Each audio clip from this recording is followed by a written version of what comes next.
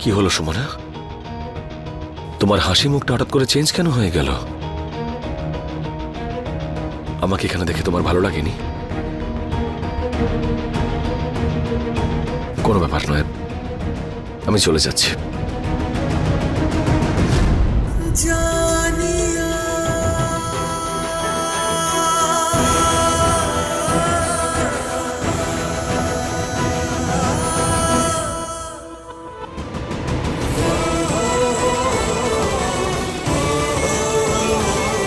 আমি জানি সুমনা, তোমার পক্ষে এটা এত সহজ হবে না, কিন্তু আমি এই অনুভূতিকে নিজের মধ্যে আর লুকিয়ে রাখতে পারছি না।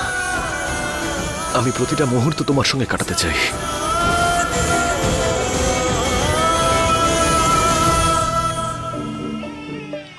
যাও না বাবা। যাচ্ছি রে বাবা। বাবা, ওহো, অল দ্য বেস্ট। সুরভি, ওই তুমি সারাদিন ধরে তুমি কত কাজ করো। আমার এটা মনে হয় যে তোমার এই কাজের ভার একটু কম করা দরকার। মানে হলো গিয়ে এই কাজ কেউ যদি ভাগ করে নিতে পারে। আমি বলতে চাইছি যে বউ মানে আর কারোর হওয়া দরকার। তুমি তো আমার এত কাজ করে দাও, আর কাউকে কিসের প্রয়োজন? আরে আমাদের বাড়িতে কাজই বা কতটুকু? নন্দিনী, সুমনা, আরতি আছে, সব কাজ হয়ে যায়। ঋতু পরিবর্তন হচ্ছে। ও হ্যাঁ, ঋতু পরিবর্তন হচ্ছে, তাই না? ঠান্ডাও বাড়ছে, তাই এই যে এই যে এই যে এই যে এই যে শালটা থাকার দরকার তোমার কাছে। বুঝলে, আমি আর তুমি কত বছর একসাথে আছি? 27 বছর। ওই তোমার সব কিছু বুঝতে পারি। সোজাসুজি বলো কি ব্যাপার, ঘুরিয়ে ফিরিয়ে বলো না। সত্যি কথা তো এটাই সুমনা, যে আমি তোমাকে জিজ্ঞেস করতে চাই যে আমাদের মধ্যে তো আর কোনো দূরত্ব নেই। আমরা এবার একসঙ্গে নতুন একটা জীবন শুরু করতে পারি, একটা সাধারণ কিন্তু সুন্দর জীবনের শুভারম্ভ। অংশুমানদা, নতুন জীবন আমাদের দুজনের জীবনেই পরিবর্তন আনবে, আর তার পাশাপাশি আমাদের পরিবারেও অনেক পরিবর্তন আসবে। সবেমাত্র আমাদের পরিবারে অনেক উত্থান পতন পেরিয়ে এসেছে। অংশুমানদা, আমি চাই না যে এবার আমাদের জন্য এই পরিবারকে আর অন্য কোনো প্রবলেম ফেস করতে হোক। আর তাছাড়া আপনি, আমি সবাই তো এটাই বিশ্বাস করি না যে পরিবারের খুশি সবার আগে, আর নিজের খুশি তারপরে। পরিবারের খুশি তো আমাদেরকে নিয়েই জড়িত। যেরকম তোমার কাছে পরিবারটা সবথেকে গুরুত্বপূর্ণ, ঠিক সেইভাবেই পরিবারের কাছেও তুমি গুরুত্বপূর্ণ। সুমনা আমাদের পরিবারের জন্য কত কিছুই না করেছে। কতবার তো নিজের জীবনের বাজি রেখেই পরিবারকে বাঁচিয়েছে, রক্ষা করেছে।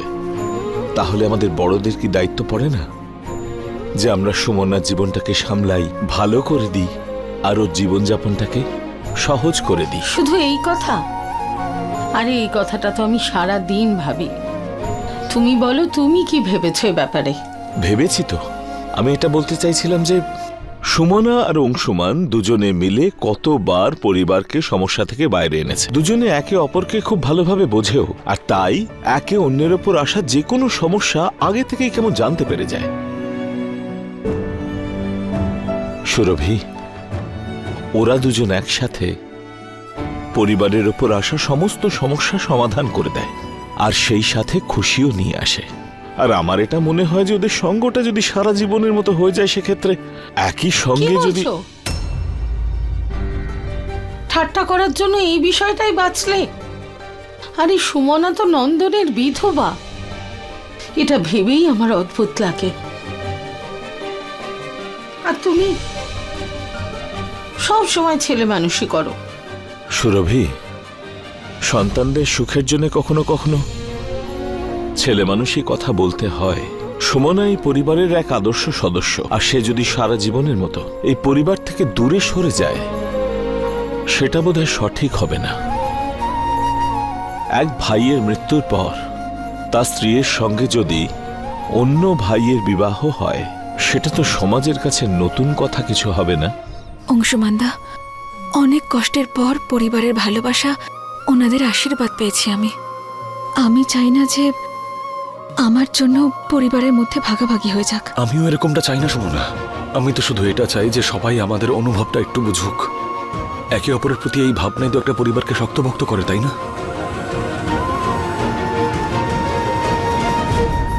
কি বলছো? তুমি বুঝতে পারছো এই কথাটার পরিণাম কি হতে পারে?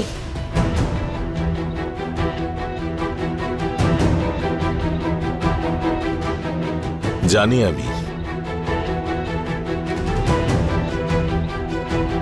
গোটা পরিবার ভেঙে টুকরো টুকরো হবে। দেখো, হবে হয়তো, অন্য পরিবারে অন্য বাড়িতে হয় হয়তো, কিন্তু আমাদের বাড়িতে এটা হতে পারে না। দিদি এর কখনো সম্মতি দেবে না, আর উনি এই সম্পর্ক কখনো মানবেন না। অনেক কষ্টে বাড়িতে শান্তি এসেছে।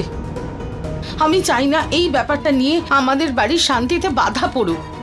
এটা আমি কখনো চাইবো না, আর হতেও দেব না।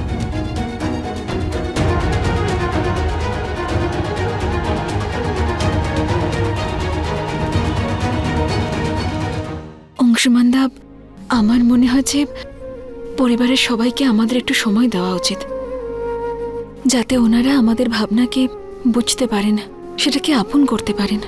আমাদের এত তাড়াহুড়ো করা উচিত নয় অংশুমানদা। আর তারপর যেই ওনারা আমাদের দুজনের ভাবনা বুঝতে পারবেন, তখন সমস্ত দুশ্চিন্তা আপনা আপনিই মিটে যাবে। কোনো সমস্যাই আর আসবে না আমাদের পরিবারের মাঝে।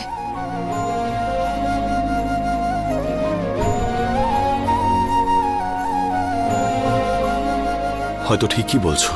অংশুমানদা, এখন আমি আসি, ঠিক আছে? Good night. Good night.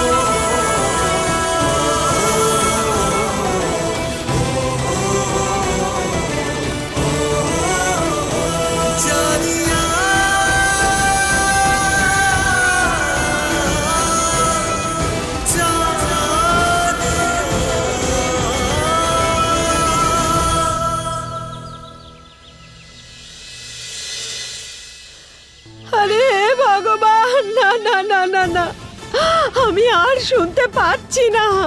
কি সুলতানগঞ্জেও সবাই এই নিয়েই কথা বলছে? হে ভগবান, না না, আমি মানি না এইসব। এইসব একদম বাজে কথা। কেউ ইচ্ছে করে এই নিয়ে গুজব ছড়াচ্ছে। আমি আর শুনতে পাচ্ছি না, মাথা খারাপ হয়ে যাচ্ছে আমার। এখন কি করি? হে ভগবান, সর্বনাশ হয়ে গেল আমার। এবার আমাদের মুখে কালি দেবে সুলতানগঞ্জের লোকেরা। অনর্থ ঘটে গেল। কি অনর্থ ঘটলো গো? বিয়ান, শান্ত হন। শান্ত হয়ে বলুন কি হয়েছে। কি ভাগ্য নিয়ে জন্মেছে আমার সুমনাটা। বেয়ান, দুর্ভাগ্য তো কিছুতেই ওর পিছু ছাড়ছে না। বলবেন কি কি হয়েছে? বলতেও তো মুখে আটকাচ্ছে বড় বেয়ান। ওই ওই ভানু প্রতাপের ছেলে সারা রাত সুমনার ঘরে ঘুমলো।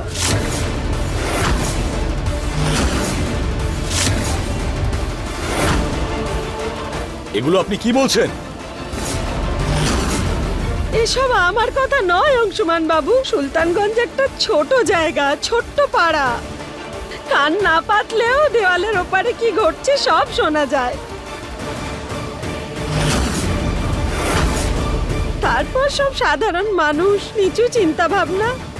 কে কোথায় কার মুখ বন্ধ করবে আপনিই বলুন। আমি বারণ করেছিলাম সুমনাকে, ওকে থাকতে দিস না, কিন্তু ও থাকতে দিল। ও শুনলো না। এবার বলুন, তাতে কি হয়েছে? মনের দিক থেকে ও বাচ্চাই। হ্যাঁ আপনি ঠিকই বলছেন, কিন্তু সেটা আর কে দেখতে যাচ্ছে বলুন তো? লোক তো বয়সটাই দেখে না। আমি তো সবার সামনে সুমনার ভাগ্যকে দোষ দিচ্ছিলাম, কিন্তু সবাই তো এখন সুমনার চরিত্রের দিকেই আঙুল তুলছে। গরিব মানুষের তো মান সম্মানটাই সম্বল, আর সেটাও চলে গেল। কি সর্বনাশ হলো আমার, কি সর্বনাশ। কিচ্ছু শেষ হলো। হয়ে যায়নি। এরকম কারোর কথা শোনাই উচিত নয়।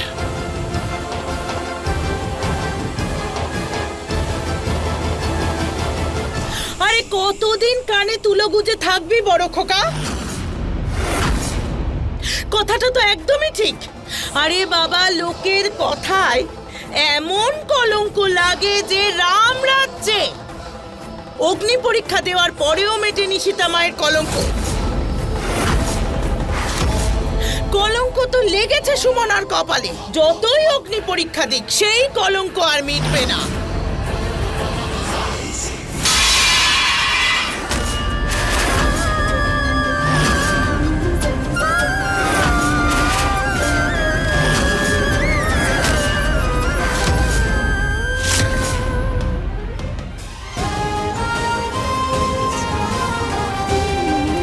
সুমনা,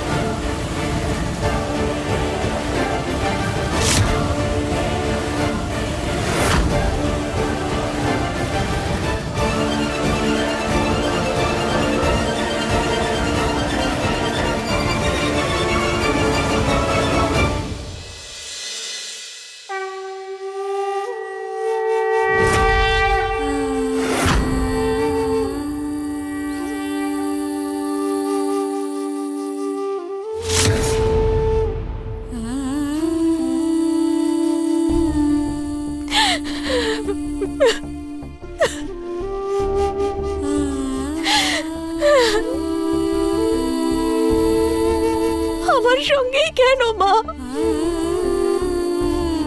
কেন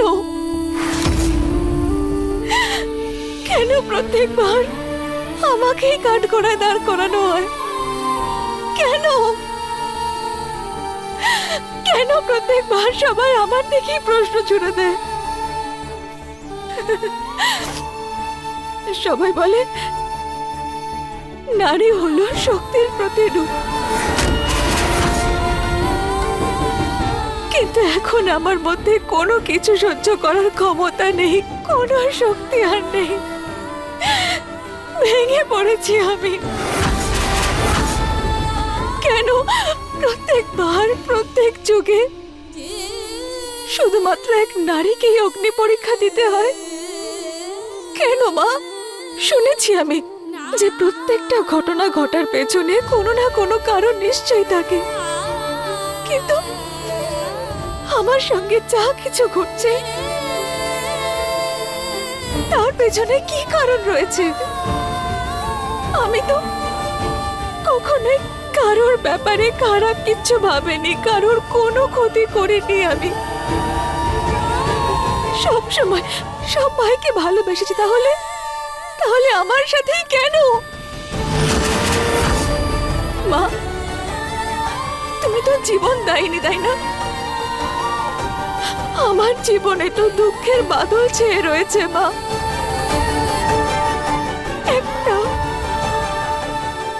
শুধু একটা আশার আলো দেখিয়ে দাও আমার জীবনে তুমি মা। আজ আমি তোমাকে অনেক প্রশ্ন করবো, আর প্রত্যেকটা প্রশ্নের উত্তর আমাকে তোমায় দিতেই হবে মা। তুমি আমাকে পথ দেখাও এবার মা। বলো আমি কোথায় যাব? সেই দিকেই যেখানে আমাদের নিয়তি রয়েছে সুমনা।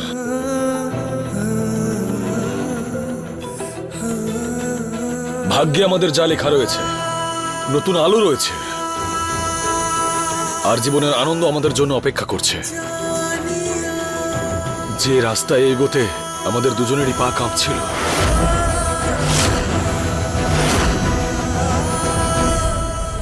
আজ স্বয়ং ঈশ্বর সেই পথে হাঁটার রাস্তা দেখিয়েছেন সুমনা।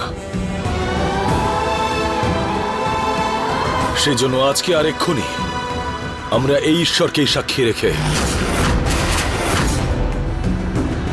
সেই রাস্তায় এগিয়ে যাব।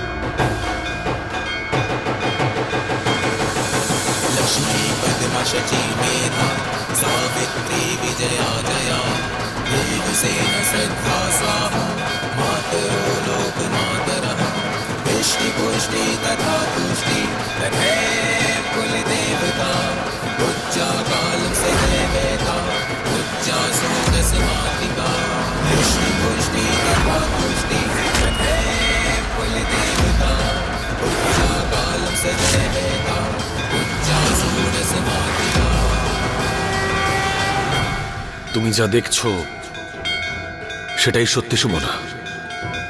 আর আজ থেকে আমাদেরকে এই সত্যিটা নিয়েই বাঁচতে হবে।